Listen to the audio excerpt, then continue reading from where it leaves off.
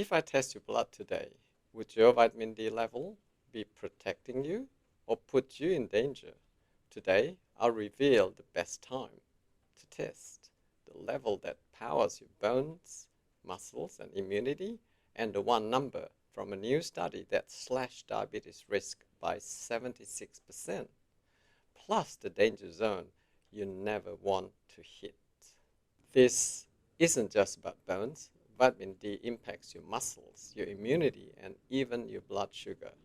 By the end, you'll know your exact target number. And I want to know yours. So drop your last vitamin D results in the comments. I'm going to be reading them. And why do I want you to know about vitamin D? As a cardiologist, I care about your whole health, your general health, because when you're frail, weak, or in pain, it hurts your ability to move freely and to exercise. It'll compromise your breathing, and ultimately, it'll hurt your heart.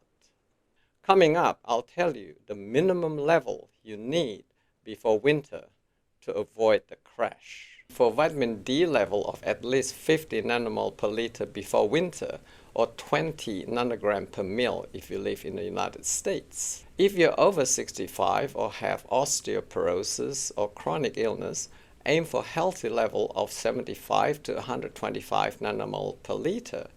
Those with chronic kidney disease or liver disease, gut absorption problems like celiac disease or inflammatory bowel disease, maybe autoimmune conditions, probably will benefit from keeping level always more than 50 nanomol per liter.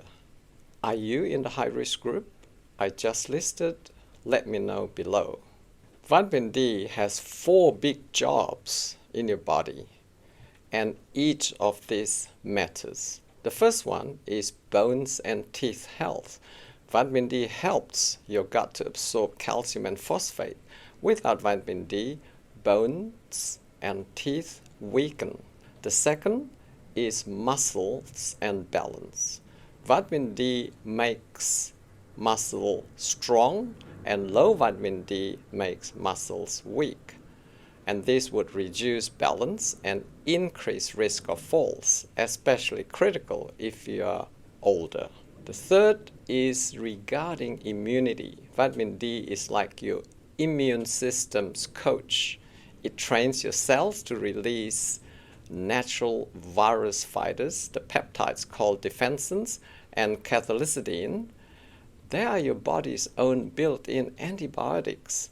At the same time, it also subdues inflammation so you can fight off chest infections like RSV virus, colds and flus without tipping into dangerous inflammation overdrive. That's why being low in vitamin D, especially in the winter, is a real health no-no. The last and fourth job of vitamin D could be preventing you from becoming a diabetic. Stay with me. We'll dive into this in just a bit.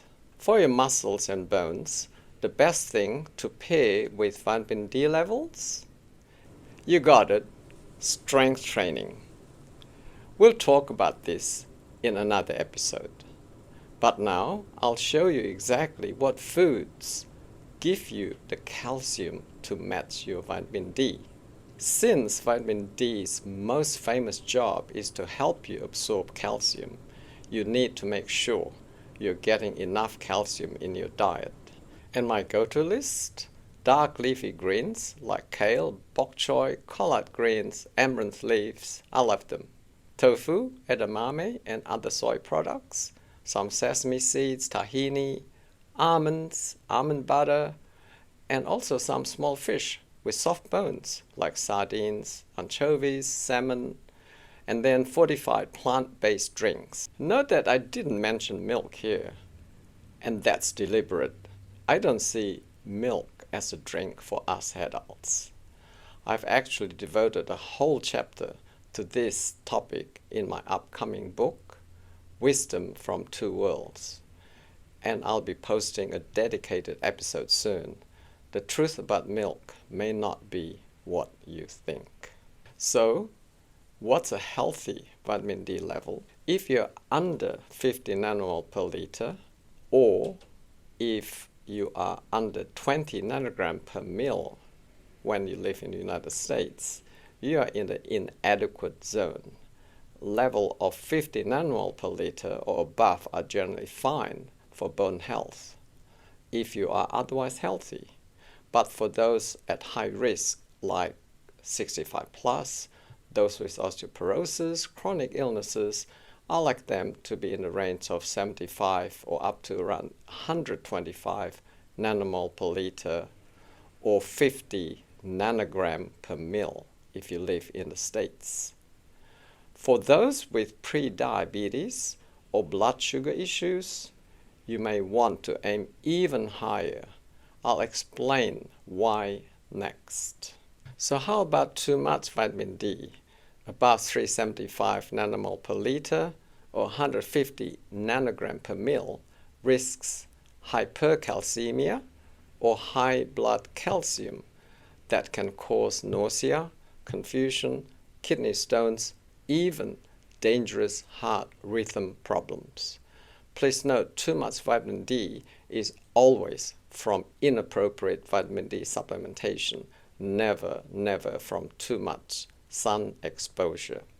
In a 2023 meta-analysis, people with prediabetes taking 2,000 to 4,000 IU per day of vitamin D or higher were 76% less likely to develop diabetes over 3 years. Those at 50 to 74 nanomol per liter of vitamin D blood level, 24% of them went on to develop diabetes. But at 125 nanomol per liter or more, only 6% did.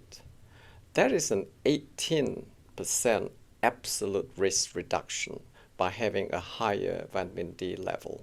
Another study published this year in 2025 in the Journal of Endocrine Society showed that among people with prediabetes and low vitamin D of around 28 nanomol per liter, taking around 4,000 IU of vitamin D daily over 3 years made them around 30% more likely to return to having normal blood sugar compared to those taking placebo.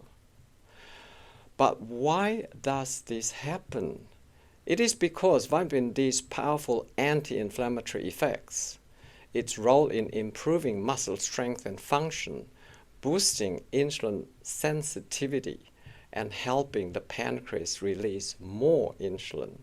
So getting your vitamin D in high normal range might be one of the simplest ways to keep your blood sugar healthy.